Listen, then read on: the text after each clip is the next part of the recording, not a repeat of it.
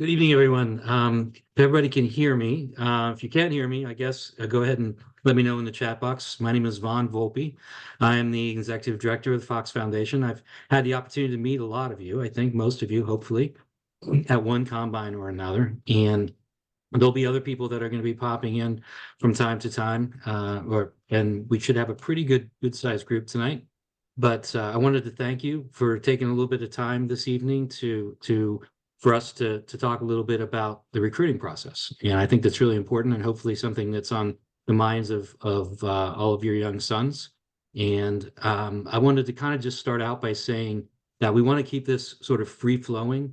And if you have questions and don't be afraid to ask, we're going to have a question and answer at the end. And I hope that can be sort of a lively exchange as well, because I think the best way to learn some of this material is just by sort of storytelling a little bit and sharing experiences.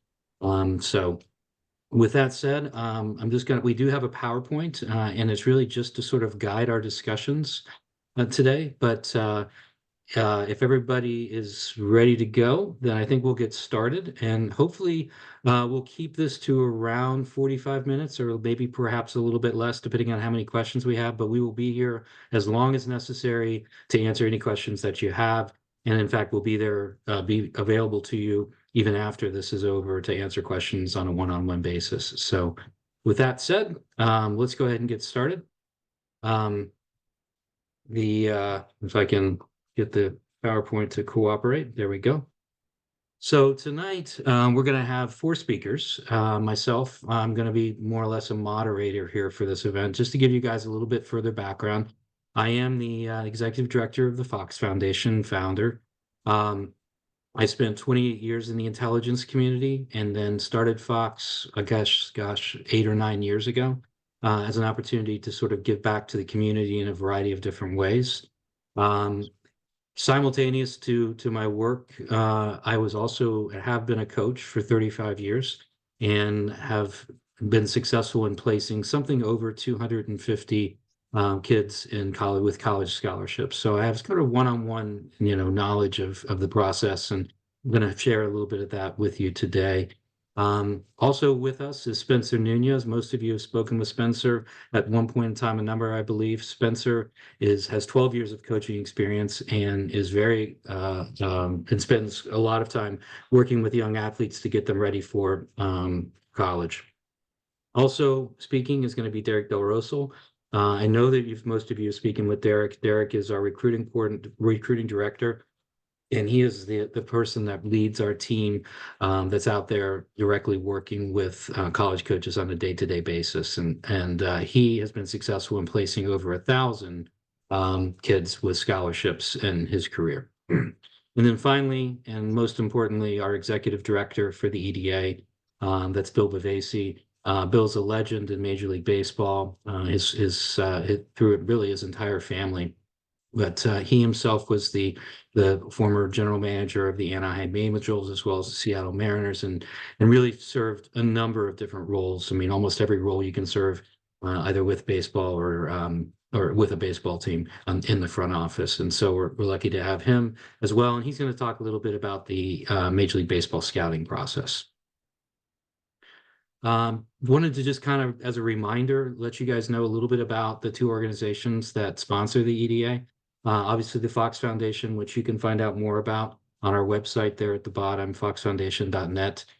Youth development is one of the pieces that we do, but we're also very involved in other supporting other underserved populations. We have an entire praxis dedicated to addiction, for example, in getting people clean from that. We have a lot of workforce training programs, and we also do some entrepreneurship programs as well.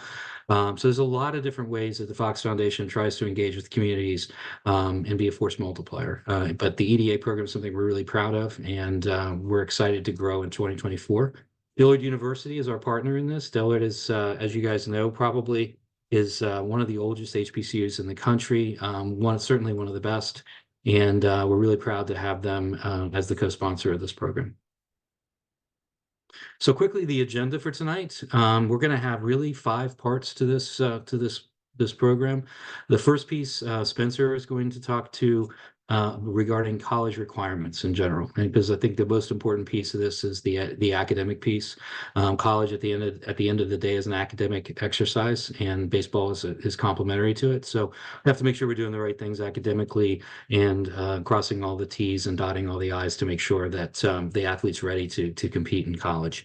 Then we're going to turn it over to Derek Del Rosso, who's going to talk about the using the PrepStar platform, but also sort of optimizing the use of the PrepStar platform, which is very powerful and a great recruiting tool for everybody on the call. Um, and then Derek is also going to further talk about the process of selecting colleges and communicating with coaches. This is a little bit more of an art than it is a science. I think all of us will contribute to that section as well. And we'll have some samples to be able to show you of things that we can do, and hopefully we'll have an opportunity to interact with you guys one-on-one if you have any questions there. And then finally, Bill's going to talk about the Major League Baseball recruit scouting process and sort of how all that works as well. And then finally, we'll end with a Q&A. Just a couple of things regarding the webinar. Audio and video, if you can please stay muted during the process, I think it'll make it easier for everybody. If you have a question, then please, a couple of things, go ahead and throw it in a chat box that you'll see on Zoom here, and we'll try to address it as we go along. The other option is you can go ahead and raise your hand. I think there's a way to be able to do that here, in which case we can just call on you as well. But that way we can answer questions that are contextual to the topic that we're talking about. Certainly at the end, we can also address questions. And then finally, this particular presentation was going to be posted on our YouTube channel. There'll be a lot of content on our YouTube channel, but we're obviously, as a new organization, is just building that right now. So just wanted to let you guys know that it'll be available out there for the general public to see, and you can reference it back. All of you will be receiving a copy of the PowerPoint by email, and that way you'll have the information, and there's going to be a lot of links and what have you that you can use later. So I guess I'll stop there and see if there's any immediate questions, and then we can kind of go into Spencer's piece. Okay. All right. Sounds pretty good. All right. All right, Spencer, over to you. All right. Thanks, Vaughn. Hope everyone's having a good night. I'm going to start with the college requirements. Each college is going to have a different set of requirements that you have to meet in order to get accepted into that college or university. One of the driving factors in getting accepted and getting academic money for a scholarship is the GPA. The GPA will qualify you for certain amount of money. And I know, one of our kids, for example, he had over a 4.2 last year, and he got the maximum amount of academic money over at Mars Hill University in North Carolina. So the GPA is really important. Now, since COVID, the ACT and SAT, a lot of, I think most universities are test optional or test flexible. So that means you don't have to take the SAT or ACT. I think we'll hit on that a little bit later as far as what test optional means. The GPA emphasis, the focus on the core subjects, which are English, math, science, and history. Those are definitely identified as college success indicators. And then one tip for, your college resume, quote unquote, would be, get involved in extracurricular activities at school. Make sure you, sign up for certain things. Obviously, baseball is extracurricular, so you're already off to a good start. And then one helpful link is this College Board link, and it goes in depth with all of these different bullet points and gives you tips and ideas for the college requirements.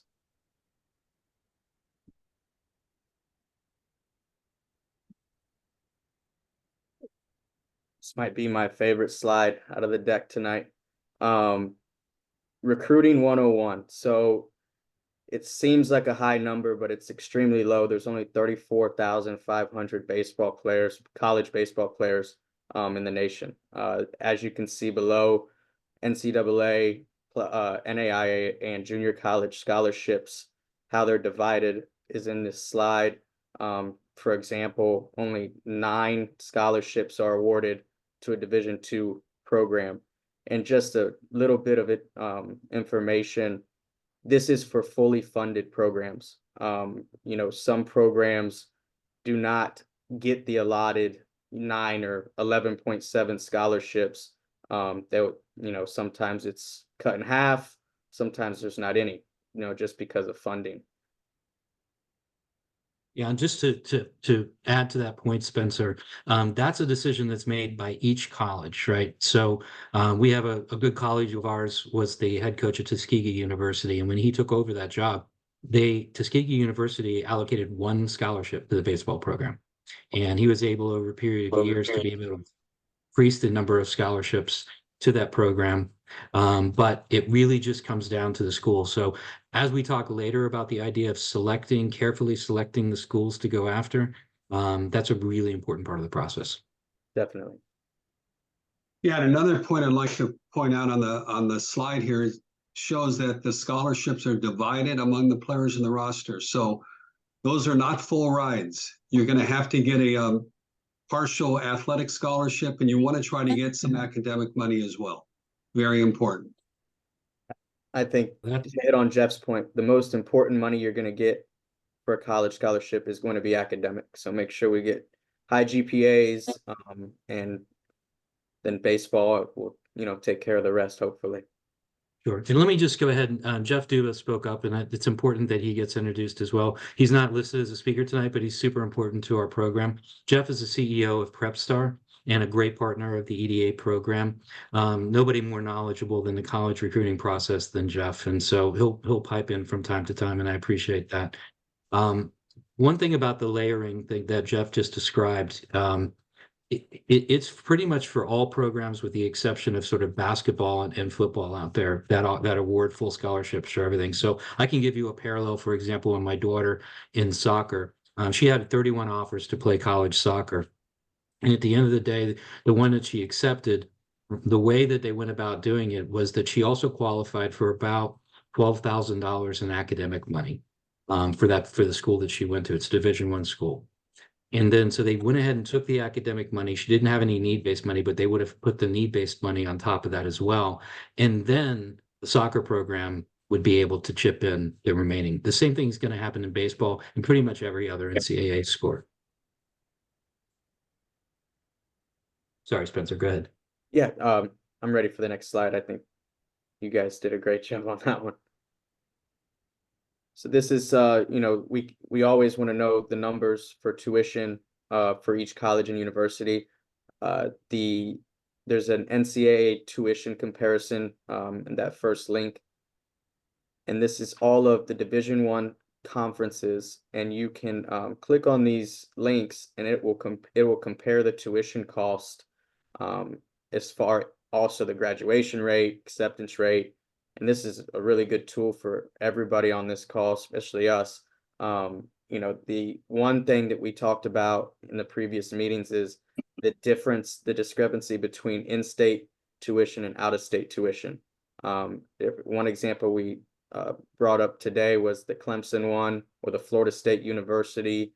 There's $13,000 difference there, between in-state and out-of-state. So really, I don't want to be crazy here, but look into your in-state schools first and see, because obviously there's a big price difference. Now with schools like Boston College and Duke, they're pretty set on their tuition, which are around 60 grand a piece. So that's there's no avoiding that one. Yeah, all of your private universities will have a flat fee for in-state, out-of-state, and international kids. Yeah, and you see, like, for example, UNC Chapel Hill here, huge difference, right? North Carolina State, huge difference. So this matters, right? This is a huge part of the recruiting process and saying, do we want to go after, the University of Miami? Sure, even if the University of Miami offers you to play baseball there, can you afford to be able to play baseball at Miami, recognizing what we saw earlier, related to the baseball scholarships or how few they are. So a lot of organizations just rely on the name. If you want to get a Notre Dame kid, then it's going to cost you $58,000, right? They don't necessarily need to discount anything, right, on their ends. anything further on this one? Or should we go back to the Yeah, Zoom? we could go back to the PowerPoint.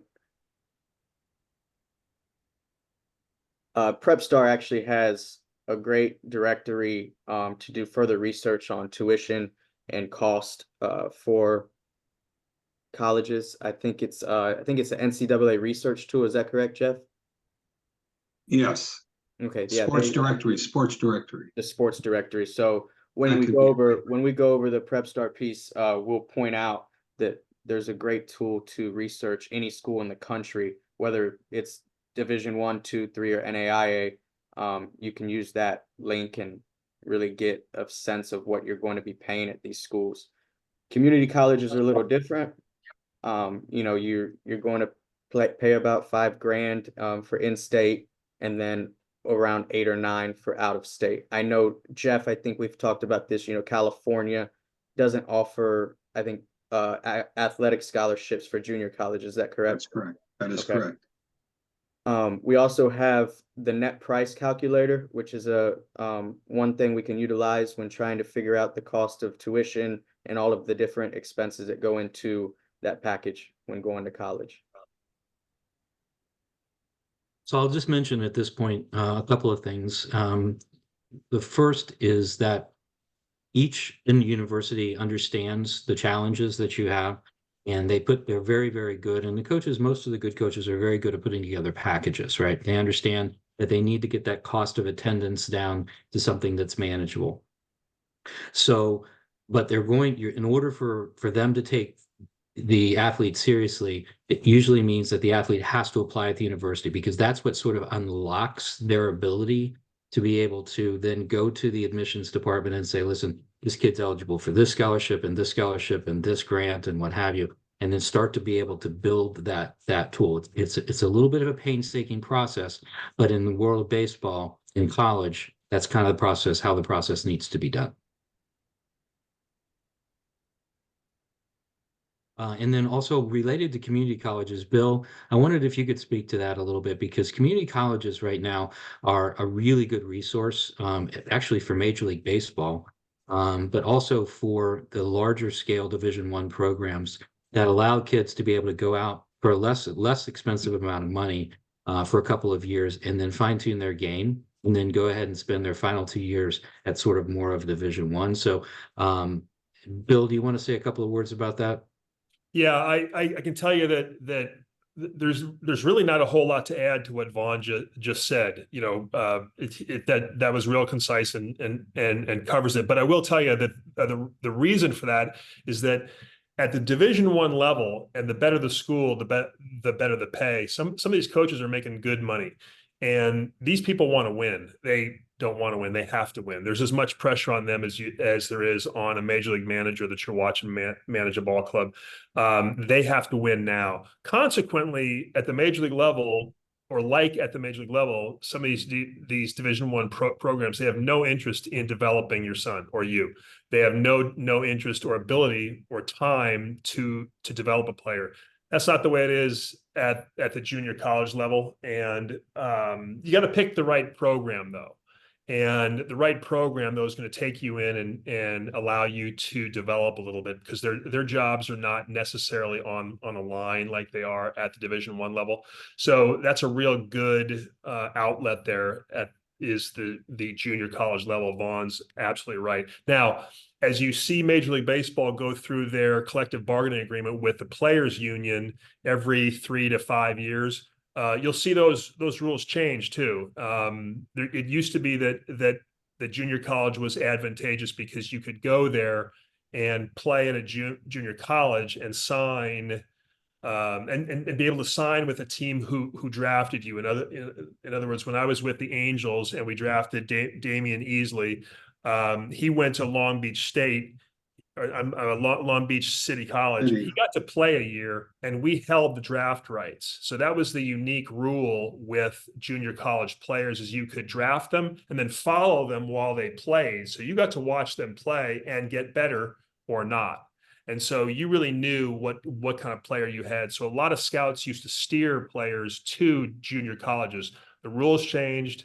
That can get complicated, and it's better I not get into too much of that. It just confuses the issue.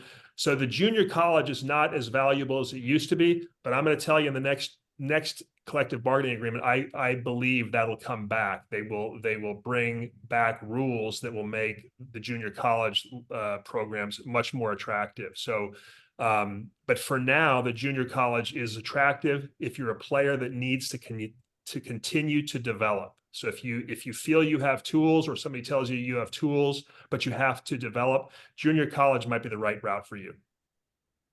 No, and I'll just add a couple of other things. There's not a stigma with regard to going to a junior college, and certainly within baseball. Some of the junior colleges have some of the best baseball programs in the country and would knock off many of the Division I programs if they went head to head. You're getting some really special athletes that are going to the community colleges. And then moving on, as I said, to the big programs that, Bill mentioned the fact that they develop, and then, by the time they get to Wake Forest or what have you, then they're ready to go. But it's a much less expensive option for schools or for kids. And I will just mention this. There was a survey done of doctors, believe it or not. And they asked about doctors and the cost of getting education all the way through medical school and residency and what have you. And the number one thing that doctors said that they wish they had done differently is spend the first 2 years at community college. Because all that money that they spend going to wherever they went to, right, is just wasted for those 2 years, because ultimately they ended up transferring to someplace. And when you get your degree is going to be from that university. Nobody's going to even ask you whether it's community college at the end of the day, right? Well, but you're going to be able to pocket all that money. Yeah, the other key on that is you go to a 2-year college, you get your general education requirements out of the way. So that's what you do the first 2 years in any college. You don't start your major until your 3rd year. So it's a great way to save money and get a lot of experience playing ball. And it's local, right? I mean, so and there's a lot of community colleges that are probably right around you. And, we can help with, directed coaches. It allows you perhaps even to stay at home, so you don't even have the cost of actually of the transportation back and forth, and obviously living on campus and things like that. So it does affect the college experience. I'm not going to lie, right? It's a little bit different college experience. But unfortunately, you sort of sometimes have to pay for the college experience as well. And unlike football and unlike basketball, the baseball scholarships, or just full baseball scholarships are very few and far between. So sorry, we kind of belabored this point a little bit, but I thought there was a couple of pieces there. Go ahead, Spence. Yeah, this slide is just links to register for the SAT and the ACT. There's also some SAT and ACT prep courses on there. I would take as many practice tests as you can for free, and then sign up once you're comfortable. I would take the SAT and ACT a couple times. I think you get 2 or 3 times for free. I want to say 3 times. Three times. You get 3 attempts for free. I'd utilize that for both the SAT and the ACT for sure in high school. That's really all I got on the SAT and ACT. And if you have something to add. I mean, just that there's no stigma in taking the test and doing poorly, right? At the end of the day, I always counsel my athletes, take the test as a junior, as soon as you possibly can as a junior. Let's see where you are. Let's get a baseline. Nobody knows but you and your parents. And it's not like it's discoverable in any sort of way, right? Keep all of that to yourself. Use it as a point of departure. And what inevitably happens, because you can super score like the SAT, right? You may score really well on math the first time you take it. The second time you take it, you might score. You can use your math score and super score it with another, right? And so over taking it multiple times, you end up coming up with a pretty decent score. And I've had a lot of kids that were super surprised. I mean, that their score was better than they thought it was going to be, right? But there's no downside in taking the test, other than I know it's a drag and you have to sit there for 4 hours. But I will say this: I mean, if you're looking for academic money, the SAT and ACTs are often a prerequisite. So it is important to have that understand that piece. And Vaughn, that's a good point too. One last point on that, on the SAT, ACT. If you take the SAT the first time, you score high on math, low in English, you retake it, you study more for the English section. You can combine those 2 scores, take the math from the first one take the English from the second one, you get that super score like Vaughn alluded to.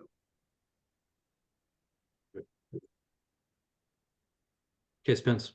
Yep, the NCAA Eligibility Center, this is going to be somewhere where anybody that has any aspirations to play college sports has to go before that process starts. So the registration part, you're given a free profile with reminders for high school students. So such as, you know, when to take the SAT, ACT, transcript information, you'll receive an NCAA ID. And then what's required after that is a certification, which is required to compete at a D1 or D2 school. The information needed for certification is academic history and sports experiences, along with high school transcripts. The third step is your final amateurism certification, which the cost for this is $100.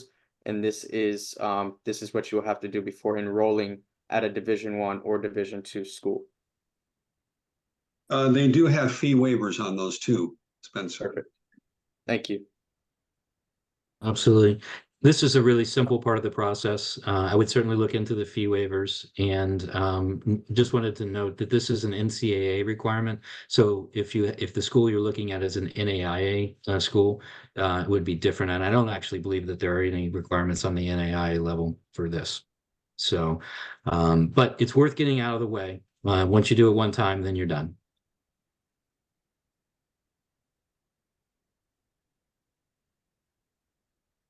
This slide is about the FAFSA information. This form is to determine how much financial aid you're eligible to receive, which could include grants, scholarships, work study funds, and loans. Regardless of your income, you should fill out a FAFSA form. I think it's required.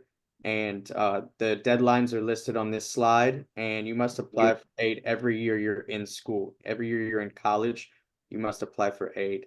And this is something that is required. This is something that I tell my kids at school that they need to get on right away once the recruiting process starts.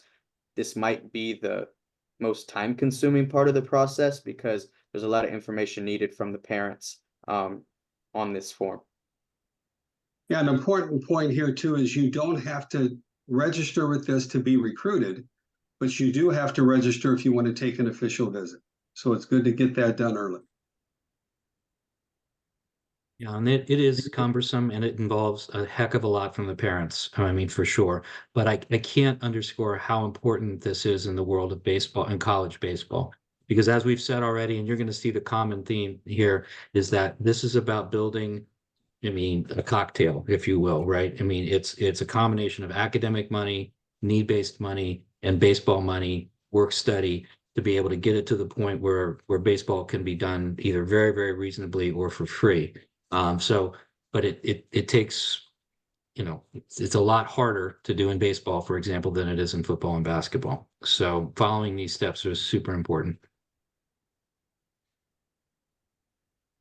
And there is plenty of information out there. So if you have any questions about rent, like filling out the FAFSA, there's actually information on this website here that can help you kind of walk you through it. But there's plenty of other information that we can send you to kind of walk you through the process as well.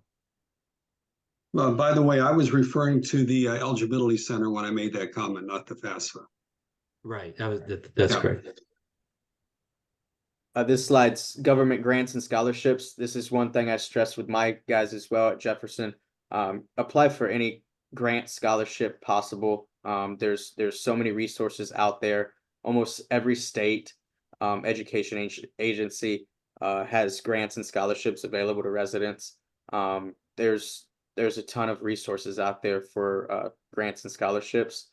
The student aid grants, that's some of these grants are federal Pell Grant, the Supplemental Educational Opportunity Grant, and the Teacher Education Assistance for College and Higher Education Grant.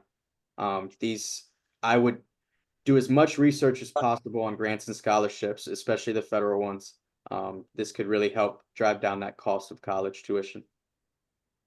So just to illustrate the importance of this, in the state of Florida, for example, we have what we call the Bright Futures program. and many states have something very similar.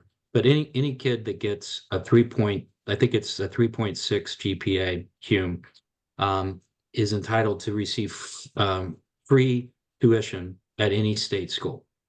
So right off the bat, right, all of that is just done by your academics, right? If there is a process in that state in the state to be able to apply for that, you have to be able to prove various different things. There's a test score requirement, I believe, still in the state of Florida. Not all states have a test requirement, but if you qualify, then your tuition's good and done for 4 years, right? Now all we're talking about is cost of attendance, right? Well, then that's where other need-based money comes in, scholarship money potentially comes in, and then obviously athletic money from the baseball program. And that's just cost of attendance. So if the school happens to be here in Tampa, for example, if you're going to USF or you're going to community college and you're living at home, then there's not even any cost involved in that. I mean, other than just sort of living at home. So you're literally going to school for free, which allows you to really sort of open up your options about where you can play baseball. So just further underscoring the importance of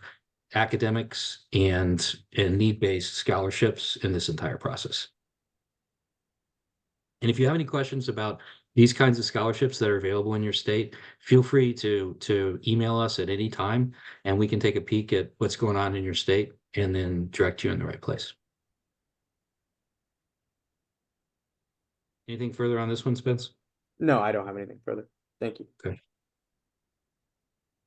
Okay, so before we move on to the PrepStar piece, I just wanted to see if there were any questions from anybody related to sort of the academics and some of the things that we already talked about.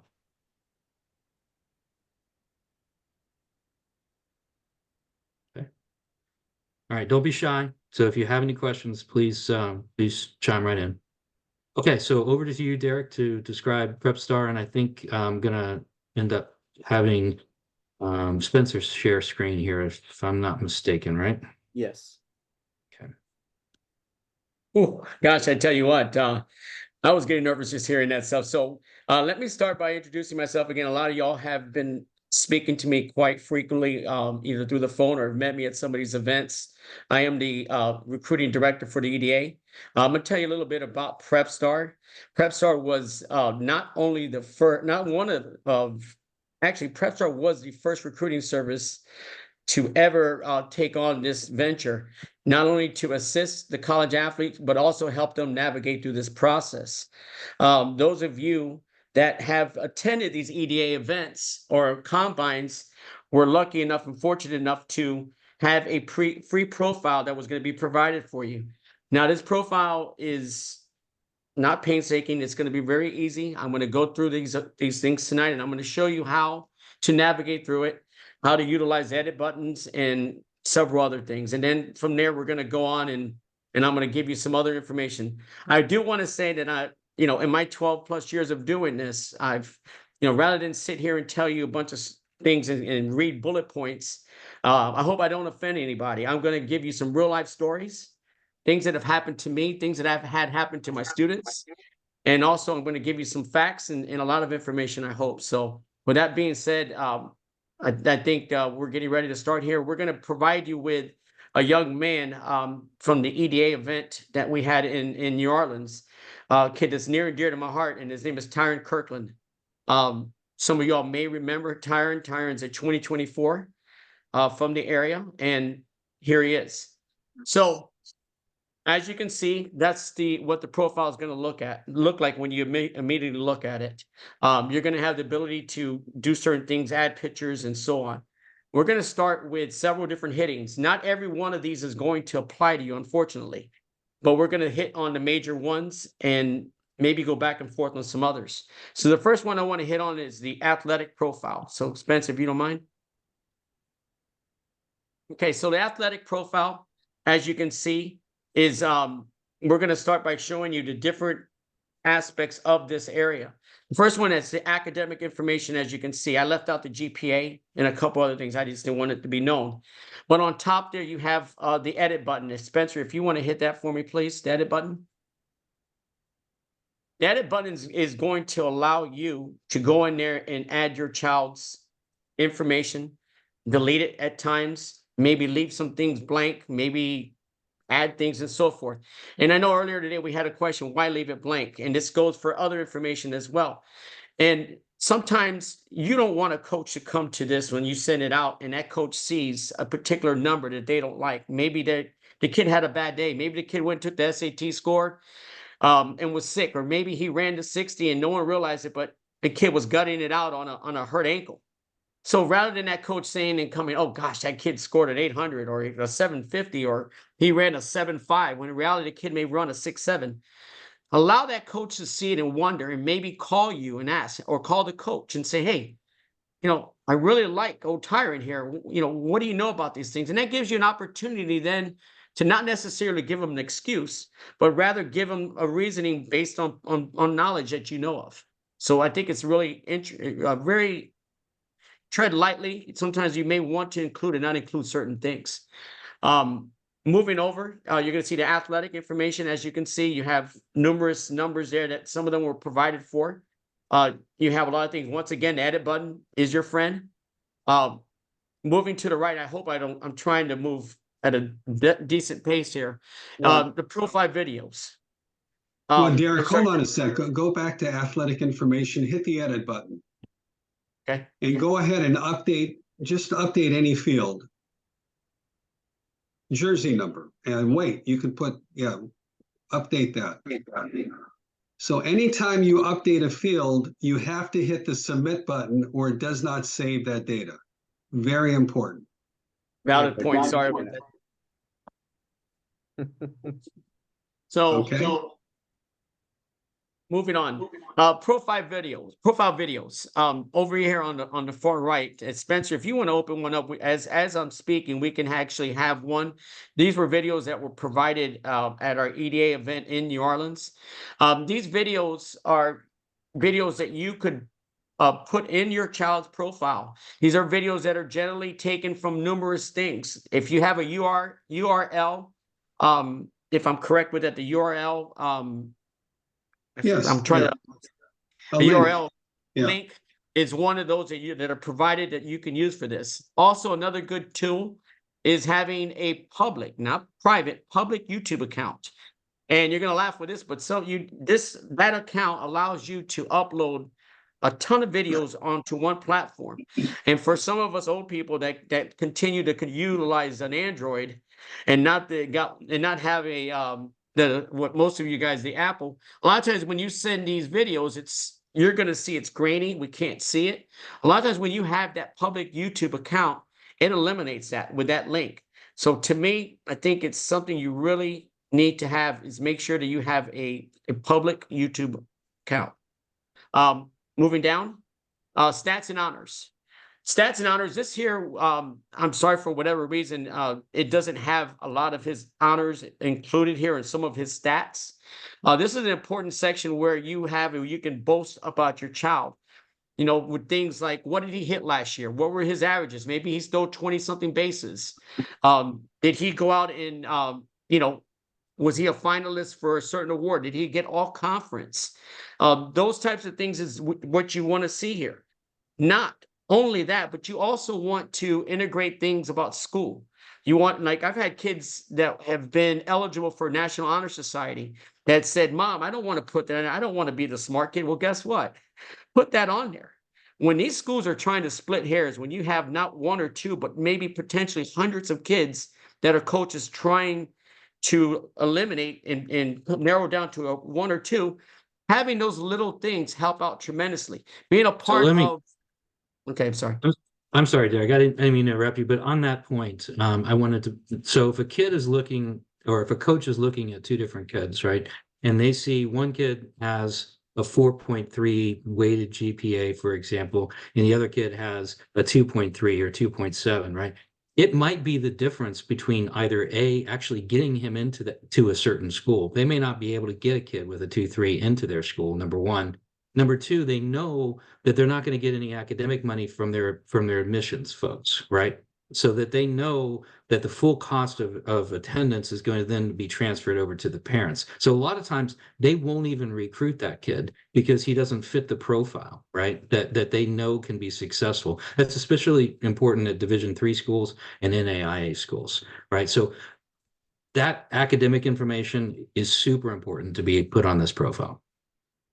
Not only that, to add, and thank you, Vaughn, for clarifying that, but also certain things like as easy as being a member of a church or something like that. There's some schools that will even offer pastoral scholarships. So, and believe it or not, when you can get an extra grand or so because you attend church is a big deal. And not only that, but good for you as well. Also, certain things like even becoming members of a club at school, it could be as simple as a cheer club. It is not something that you have to spend countless hours doing. Another thing is playing multiple sports. A lot of times kids will list on here, I play baseball, but yet I'm on the basketball team. We don't want you to stop playing baseball. And sometimes showing that is also giving these coaches the knowledge that, well, this is an athletic kid. He knows how to divide his time among not only schoolwork, but multiple sports as well. So it's highly important. I think it's something that really needs to be taken into account for. Spencer, So if you can also move down. just kind of building Sorry. on that, Derek, not to interrupt again, I apologize. The multiple sports. I don't know if there's any folks kids on there that would like to perhaps play multiple sports in college.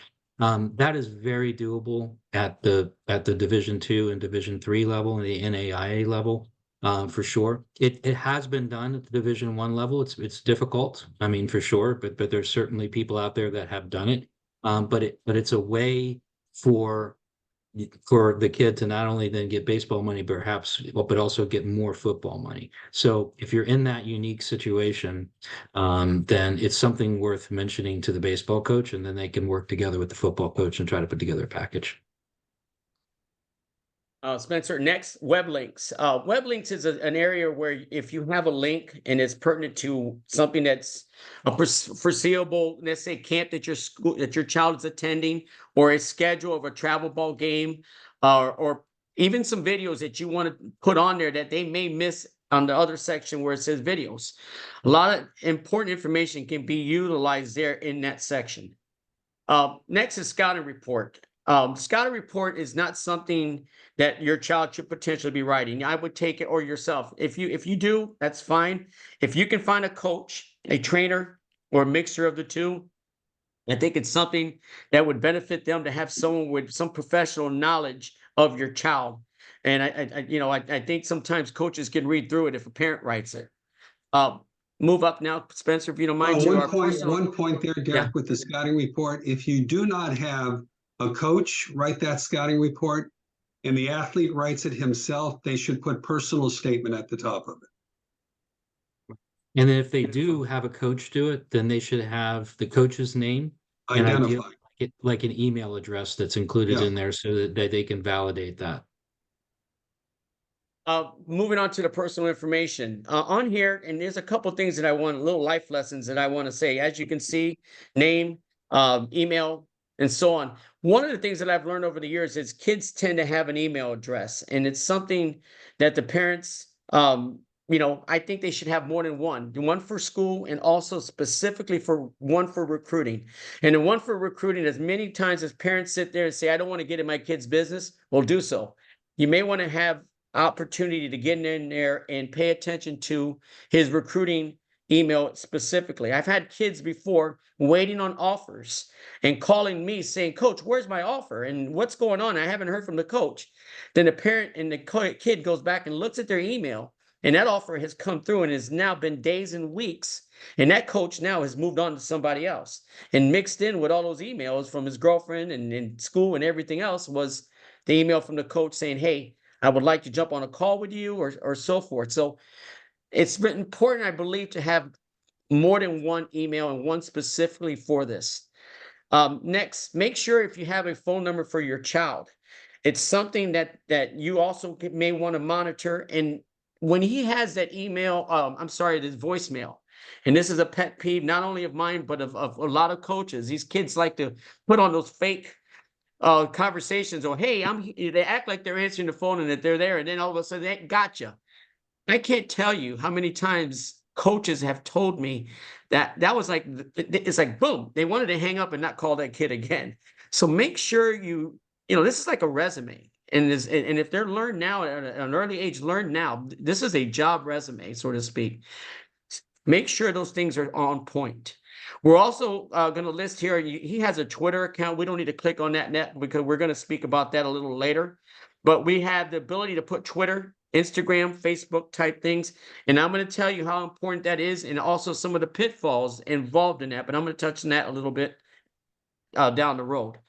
Moving on, school information and club teams. I'm going to put those in together.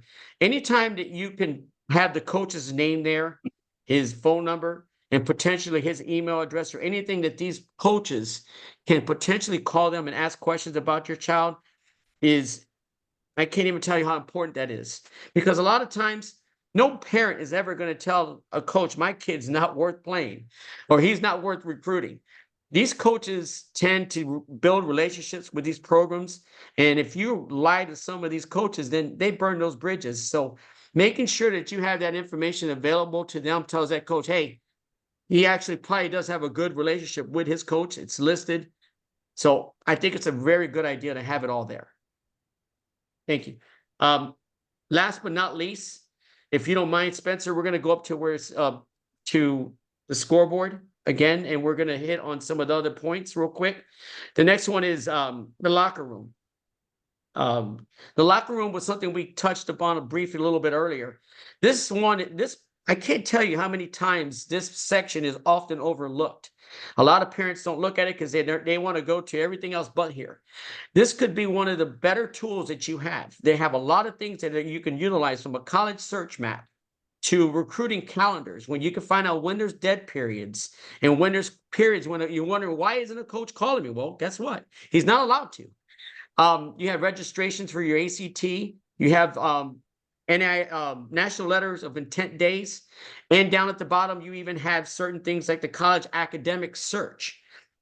Can't tell you. And also we mentioned earlier, the NCAA college guide. So make sure I'm sorry, I think it was a sports directory as well that we wanted to touch on. This directory, if Spencer, I don't know if you want to look at it real quick. I know we're trying to crunch some time here. But you can go here and pick the division. Let's just go ahead and pick two, Division 2. Let's pick a state, whatever one you want. Let's go ahead and pick the baseball, as we are all here for that. And let's view all the institutions.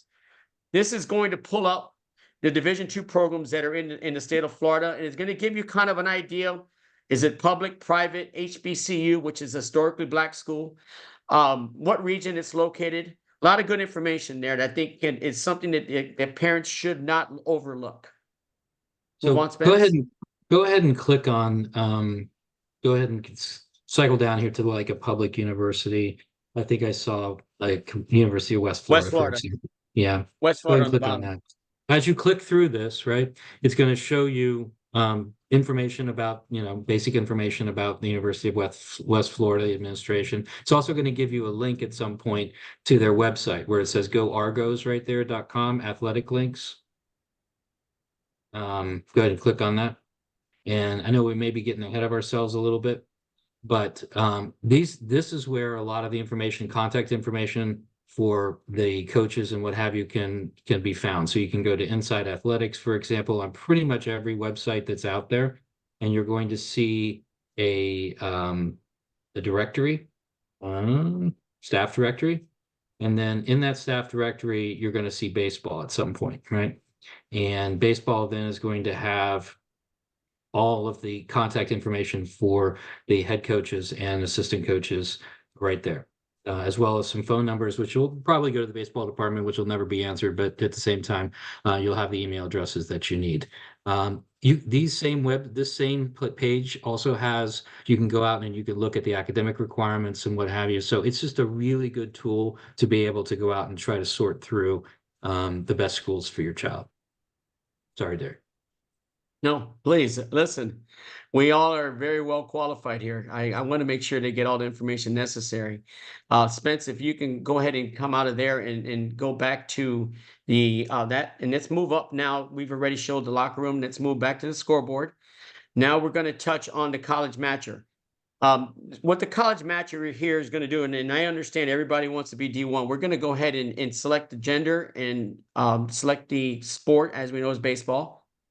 We're going to go down and we're going to do D2 for all intents and purposes. We're also going to pick a region. Let's go ahead and pick the first three, Spencer, so you can click and what that's going to do is going to populate all the Division II programs that are in the Atlantic, Central, and Eastern part of the country. And it's going to populate that, and it's going to pull up all these schools. It's taking a second because you have 139 matches. Now, what this is going to allow you to do is see not only the school name, the location, but also the coach's information. And then as we already kind of moved ahead a little bit earlier, here's where you have an idea of some of the school people that you want to contact. So it just gives you kind of an idea of some helpful information. And later on, we're going to explain and we're going to show you some prime examples on how to email these coaches. And we're going to use certain links, and we're going to provide you with even a template that you may want to use. So just a nice Spencer, tool. these are links, by the way. So